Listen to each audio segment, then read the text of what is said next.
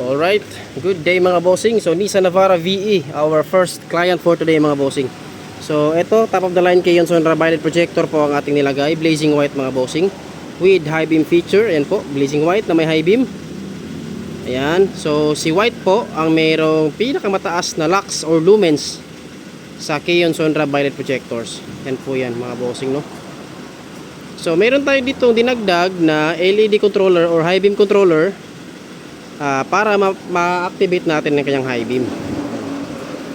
So kahit naka-off headlight, park light lang, park light, pwede nang mag-high beam independently si fog light. So hindi siya sumasabay sa high beam ng headlight. Yan po, no. So 2 inches diameter mga bossing.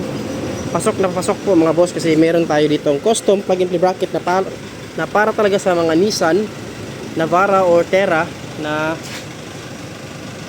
bracket mga boss. So pasok na pasok yan. No splicing, no cutting mga boss, no voiding of warranty.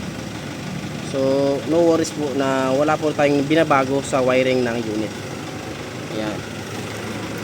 Ito po sa kabila, napakalakas. Ito po si white ang pinaka malakas mga boss. Ito po talaga pang bulaga, pang good morning sa gabi.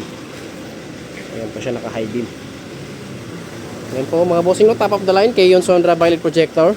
Sa mga interesado pong magpa-upgrade ng kanilang fog light into violet projector mga bossing, meron tayo dito available sa Andres Auto Accessories. Yan po mga bossing, no, Andres Auto Accessories, Cagayan de Oro branch, authorized dealer ng Keyon Sonra products dito sa Cagayan de Oro. Kita-kits mga bossing. Peace.